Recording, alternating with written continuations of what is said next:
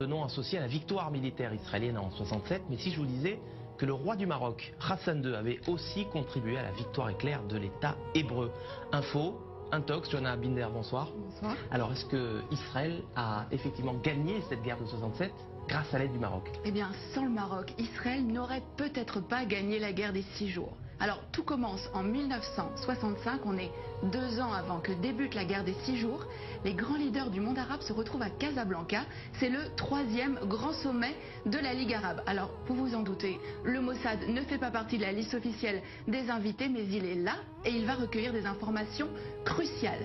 Il y a un protagoniste, c'est Nasser, le président égyptien, le leader de la coalition arabe. Alors dans quel état d'esprit est-il à la veille de cette conférence? Il déclare à Assouan en février: l'année 1965 est la plus dangereuse des années de la lutte arabe.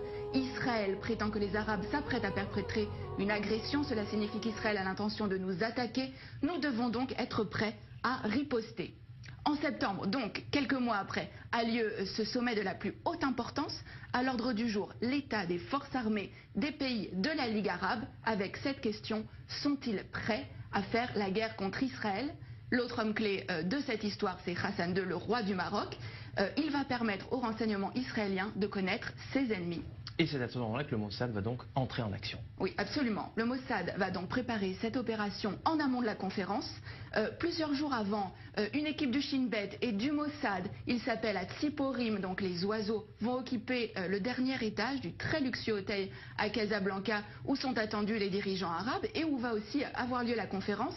Mais la veille de ce sommet, Hassan II est pris de panique et il somme les agents israéliens de quitter l'hôtel. Mais au terme de cette conférence, il va livrer aux agents israéliens l'enregistrement complet de cette conférence. Hassan II a tout enregistré en secret. Il n'a pas confiance dans les invités de la Ligue arabe. C'est à peine croyable. Mais qu'est-ce que les Israéliens vont bien pouvoir découvrir sur ces cassettes? Alors, les enregistrements vont révéler qu'il est question de créer un commandement arabe unifié pour mener les hostilités contre Israël. Et le point crucial, c'est que les rangs arabes sont profondément divisés. On va pouvoir entendre des échanges extrêmement vifs entre Hussein de Jordanie, mais aussi Nasser.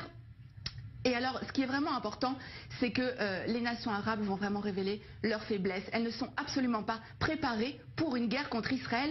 Et c'est vraiment sur la base de ces informations-là que Tsahal va lancer les premières opérations de la guerre des 6 jours en 67. Alors voilà un dirigeant arabe sunnite qui est censé être solidaire de ses homologues arabes. Pourquoi Hassan II a-t-il fait ce choix? Qu'est-ce qui l'a motivé? Alors, ce qu'il faut savoir, c'est qu'avant déjà ce sommet, le Maroc et Israël entretenaient déjà des relations stratégiques. Hassan II avait accepté que des juifs marocains émigrent vers Israël, en échange de quoi Israël fournissait une aide logistique au Maroc, notamment en formant ses militaires. Et suite à cette opération, qui a vraiment été considérée comme le fleuron des renseignements israéliens, Israël est en dette vis-à-vis du Maroc. Seulement un mois plus tard, en octobre, cette dette a un nom. C'est Mehdi Ben Barka, le plus farouche opposant d'Hassan II. Le Mossad participe à l'opération Baba Batra. L'objectif, c'est faire disparaître absolument Ben Barka, Baba Batra aux initiales donc de Ben Barka, mais c'est aussi le nom d'un traité du Talmud. Le Maroc a donc été un allié indispensable à Israël dans la guerre des 6 jours, même si, on le voit bien, aucun cadeau n'est gratuit.